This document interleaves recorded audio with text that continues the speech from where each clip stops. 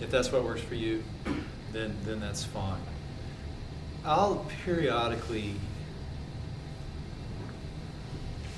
just kind of focus on these for a week or something. But now, when I learned them, I spent a lot of time on these.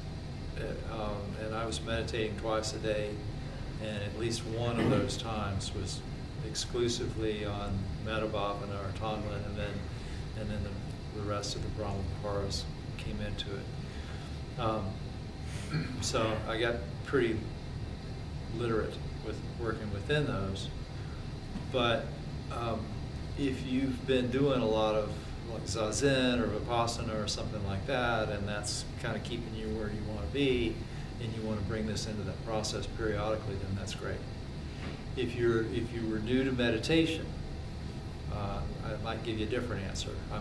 Because this is a really good way, I think, to learn how to meditate.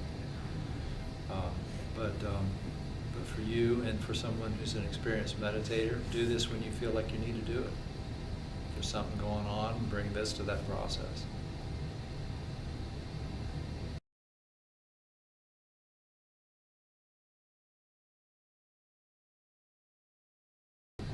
Yeah. I noticed back when I first started doing these, I noticed that there's kind of a similarity between doing like Tonglen, for example, or dealing with what comes up when you're trying to cultivate goodwill towards somebody that you're really not getting along with or something. And an exercise that Albert Ellis talked about a long time ago, and I can't remember exactly what he called it,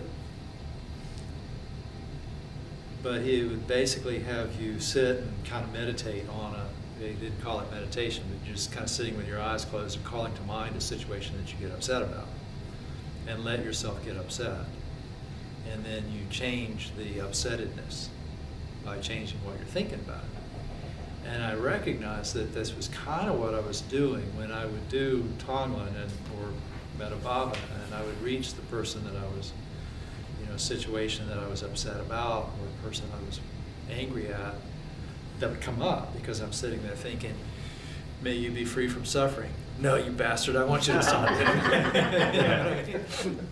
And so you look and go, okay, let that arise, and look at it and see, okay, what is it that I'm thinking when this comes up? And then what do I need to think that doesn't come up, which is kind of the process that Ellis was talking about. And I think that's kind of maybe a little bit more organically what happens when you're doing this, when you're going through Metta Bhavana and you suddenly hit that wall and you realize that meditative absorption is gone, and in its place is some angry thoughts or something. And then you go, okay, how do I get that back? What do I have to do? And the nice thing about learning and understanding all four of the Brahmaviharas is that when this happens, you've got all these extra tools you can bring to it. So, for example, you're doing Metta Bhavana and you hit your ex-husband or whatever, which this one comes up a lot. That's why it came to mind. Could have been an ex-wife, but anyway. And then the angry thoughts come up, and then you go, okay, well, what can I bring to this? And so then you can segue from that into Tonglen. Okay, well, what is causing this? Why is this guy acting this way? Well, there's some suffering. Okay, so let me see if I can identify with the suffering a little bit. And so I can just kind of accept that suffering because it's coming at me anyway, so let me accept it and let me respond to it with something different. So basically the transformation happens when I accept the negativity and I respond to it with kindness, compassion, mindfulness, whatever. And so maybe that doesn't work. All right, so now what do I do? So now, rather than trying to identify with his suffering, now I recognize that he's a child of karma. He's born of karma. He's in this place, in this time, acting in this way because of causes and conditions that brought him here. And I can't do anything to change those causes and conditions. In fact, he can't do anything to change those causes and conditions. He can do something now, maybe so that he's acts differently tomorrow, but that's not going to change anything that happened in the past.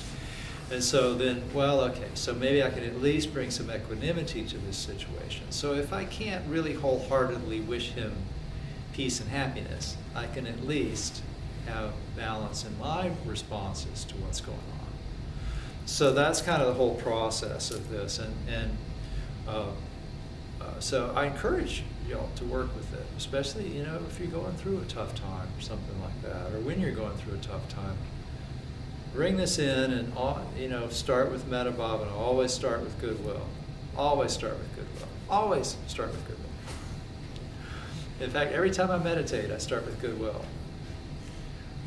And then when you need to, bring one of these other things out of your toolbox and put it to work. Questions?